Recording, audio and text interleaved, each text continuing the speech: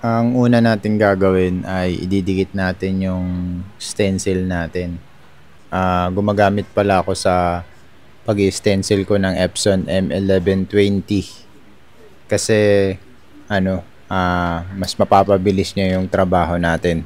Kasi guys, pagka nagmano-mano ka ng stencil, halos 30 minutes or 1 hour, depende sa details ng ginagawa mo, yung magagamit mong oras. Kaya malaki talaga yung matitipid mo na oras pagka meron kang Epson M1120. Medyo pricey lang pero okay na okay talaga. So, at dito guys, may mga hindi masyadong malinaw na dikit. Pero para sa akin, okay lang yan. At dito, binabaan ko yung voltahe ko.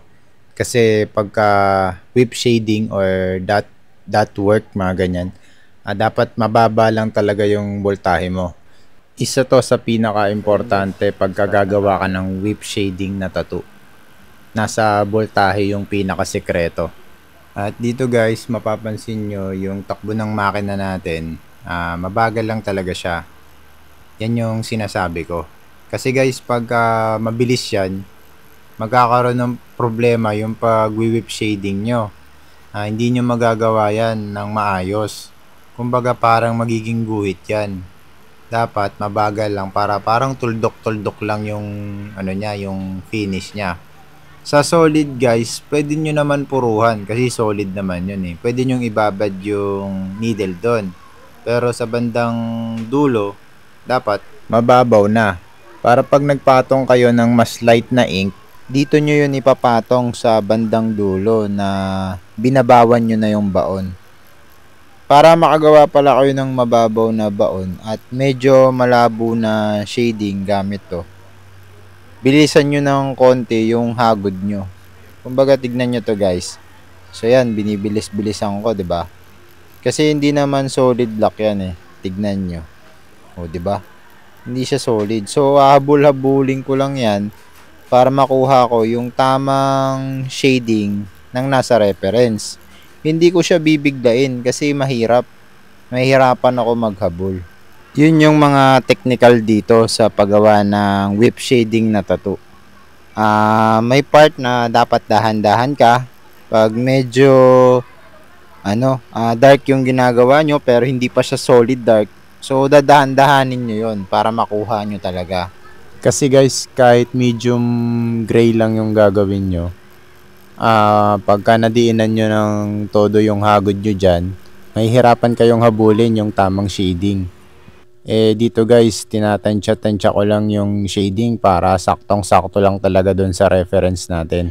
Basta tandaan nyo lang yung sinabi ko na parang pahapyaw na dapat yung diin nyo sa dulo, yung paangat na yung makina. Tapos medyo mabilis para hindi bumaon agad yung ink. Ganun yung diskarte. Pagka mabilis kasi yung galaw mo dyan, hindi babaon ng maayos yung ink dyan. Kumbaga para lang siyang paunti-unting toldok-toldok lang. Pero hindi rin yun pwede na solid block lang yung gagamitin mo sa paggawa ng whip shading tattoo na may dark to light. Dapat talaga may sausaw mo siya sa light na ink. Kumbaga sa medium or sa light. Kasi pag hindi mo nagawa yun at black lang yung ginamit mo, magkakaroon ng problema yung tattoo pagka gumaling. May mga nakita na akong ganong tattoo at sobrang hirap talagang ayusin kasi masyadong dark na yung itsura niya. Kaya kung magpapagawa kayo nito, i-sure nyo talaga na marunong yung artist gumawa ng whip shading tattoo. Kasi guys, yung ginagawa ko na to, ginagawan ko lang ng paraan yung yung pagtattoo nito. Meron talagang machine na mas mapapabilis yung paggawa nyo ng ganito. Kasi nga matagal talaga tong gawin kasi mano-mano yung detalye. Hindi ako gumagamit ng shader, 'di ba? Pero sa solid block diyan sa may bandang baba, gagamit na ako ng 9 cm diyan.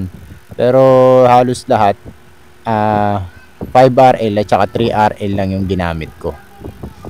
So, mamaya ipapakita ko sa inyo yung dapat na machine para dito. Pero itong ginawa kong tutorial, para kung wala kayong machine na ganun, kaya nyo rin kahit ganitong machine yung gamit nyo.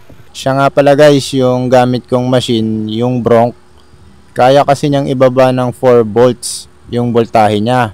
Isa yun sa mga kagandahan nitong Bronc at napapabagal ko yung takbo ng karayom kaya mabilis ako nakakagawa ng dotted shading. So ito pala yung sinasabi kong machine na para talaga sa ganitong klaseng tattoo. So yun guys, nakita nyo na. Kaya kung nagtataka kayo bakit sobrang ganda talaga ng ibang gumagawa ng whip shading tattoo, yun yung sikreto, yung machine na yun. So kung kilala nyo sila MK na tattoo artist na sikat sa paggawa ng pointillism tattoo, yung machine na ginagamit niya guys, ganun. So, kaya nyo rin yun. Huwag kayong mag-isip na hindi nyo kaya. Dapat isipin nyo palagi kaya nyo rin. Kasi itong ang ginagawa ko, hindi pa to yung rotary, di ba? Pen type pa yung gamit ko. Pero nakakagawa na ako ng katulad ng pointillism na ginagawa din ng iba. Ang problema lang guys, pagka ganitong machine yung gamit mo sa paggawa ng ganitong klaseng tattoo, matagal talaga siya compared dun sa rotary na pinakita ko kanina. Mas mabilis talaga yon. Kaya kung gusto nyo gumawa ng ganitong tattoo tapos gusto nyo solid, bumili kayo ng ganong klaseng machine. Yung ganitong klaseng tattoo guys, sobrang tagal ko nang alam to. Siguro mga 13 years ago na, college pa ako nung napanood ko yung ganitong klaseng tattoo. At doon ko nakita at nalaman na ang dapat talagang machine sa paggawa ng ganitong klaseng tattoo ay yung pinakita ko kanina. Kasi guys, yung nagtatattoo na yon, ang dami niyang machine. Tapos isang machine lang yung ginagamit niya nung gumagawa siya ng ganitong klaseng tattoo. Kaya ang tagal ko nang alam talaga yung sikreto nito. So, yun mga guys, isang ano lang yun, kwento sa buhay ko na na-experience ko dati. So, doon din ako nagpaturo ng mga simpleng bagay, kaya natuto tayo. Kaya nagpapasalamat ako dun sa artist na yun. Kung mapapansin nyo na gawa na yung kalahati, at kung iisipin nyo parang okay na yung shading, di ba? Hindi pa yan okay guys, mamaya kakapalan ko pa yan. Kasi ang ginagawa ko dyan is yung mga importanteng detail lang.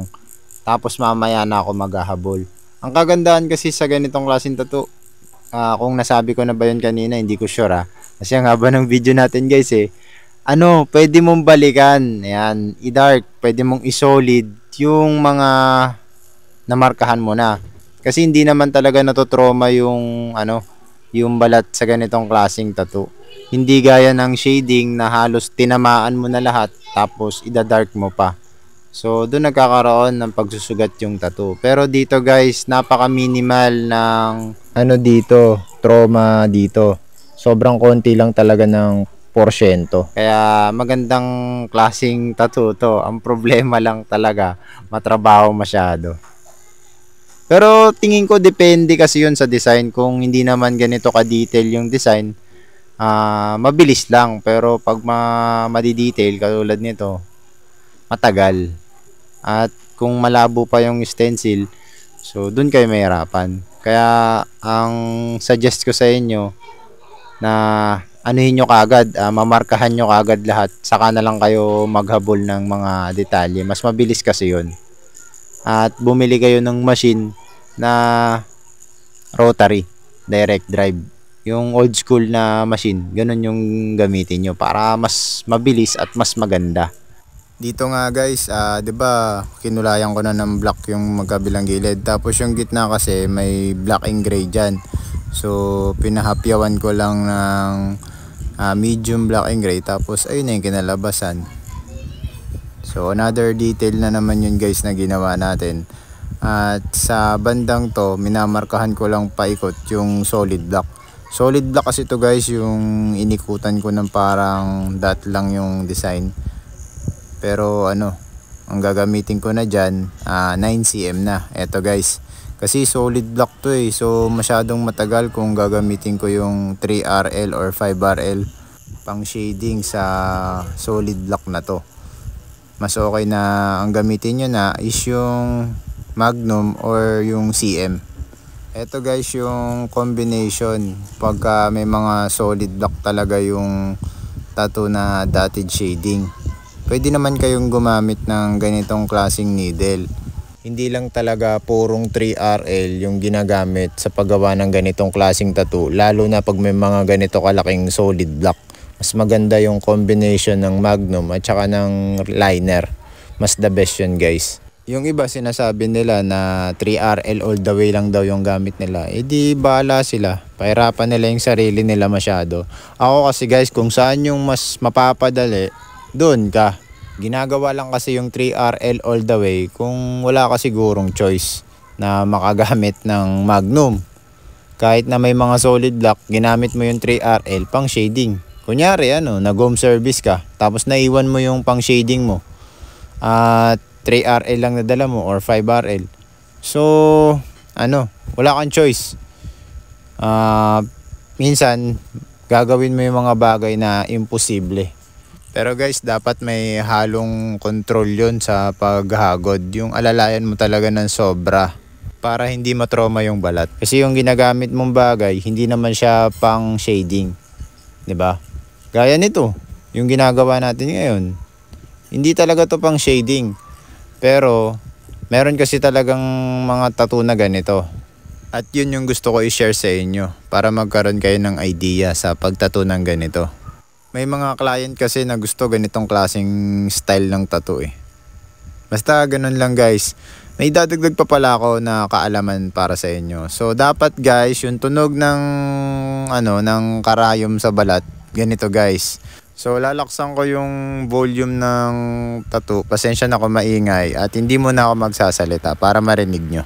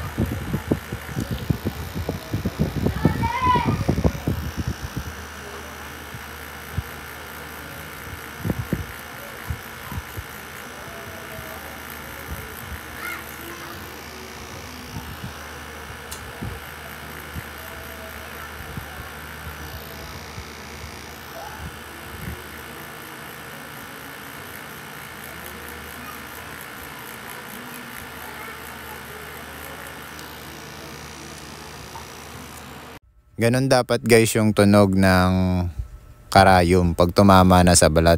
Yun yung sinasabi ko.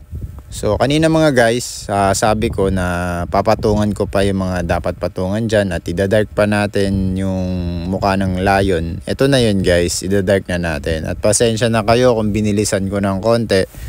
Kasi guys, masyadong mahaba yung proseso na to. At mahaba na rin masyado yung video natin. Pero kaya ako nag-upload ng ganito kahabang video kasi ang dami talagang nagre-request sa akin na dapat daw real time yung pagtattoo ko. So siguro nahihirapan sila kung paano ba matutunan yung mga bagay-bagay na ine-explain ko pag maiksi lang. Kaya eto na guys, medyo mahaba yung video natin ngayon at sana po hindi kayo magsawa. Pakinggan yung boses ko na napakapangit. So yun, nagpuputi na tayo ngayon at ang gamit ko palang puti dyan ay Eternal White. At yung 3RL yung ginamit ko pang highlight dito. So lagi ko naman sinasabi na hindi naman talaga ako masyadong nagpuputi. Pero para sa vlog natin, magpuputi tayo ng madami-dami. At yung voltahe natin, hindi ko na binago, ganun pa rin. Kasi kaya naman siyang pang highlight. Kahit mababa yung volts. Pasok naman agad yung tinta guys. Isa rin yun sa mga tip ko sa inyo. Kung medyo nahihirapan kayo sa mga 7 volts sa paglalining, babaan nyo muna yung voltahe nyo para maganda yung pasok ng tinta. Tapos bagalan nyo yung galaw ng kamay nyo. Pagka lining yun guys Pero pagka ganito, dapat medyo may galaw talaga dapat yung kamay nyo para makagawa kayo ng mga dot-dot. Ganon. Hindi kasi talaga pare-parehas yung mga diskarte ng mga tattoo artist. So ako, napapansin ko na mas maganda yung pasok ng tinta pag mababa yung voltahe. Ang kaso, matagal gawin. Pero dahil nga sa nakikita ko na maganda yung nagiging resulta ng ginagawa kong tattoo pagka ganun yung diskarte ko. So pinagpapatuloy ko guys kasi wala naman nagiging problema eh. Kaya tuloy-tuloy lang. Ang problema lang talaga matagal siyang gawin. Pero ayos lang guys kasi yung tattoo lifetime eh. Kaya kung maganda yung resulta ng ginawa mong tattoo sa paraan na yun, ipagpatuloy mo lang. Kasi hindi naman pabilisan yung tattoo eh. Nagiging pabilisan lang gawa ng competition, tapos yung client kulang sa time, mga ganun. Pero guys, kung mabagal kang magtattoo, ang tip ko sa'yo, huwag ka sumali ng on the spot tattoo competition. Sumali ka ng pre-made. Kasi sa pre-made, talagang yun na yung pinaka-resulta ng tattoo. Mas bilib ako sa mga sumasali ng pre-made tapos nananalo kesa dun sa mga on the spot tattoo artist. Kasi guys, may mga client na ako na galing sa mga bigating tattoo artist at nung pinakita nila sa akin yung tattoo nila, sobrang faded na kasi realism colored. Kasi halos 100% talaga ng colored inks, lumalabo talaga yan guys, kahit laliman nyo pa yung baon.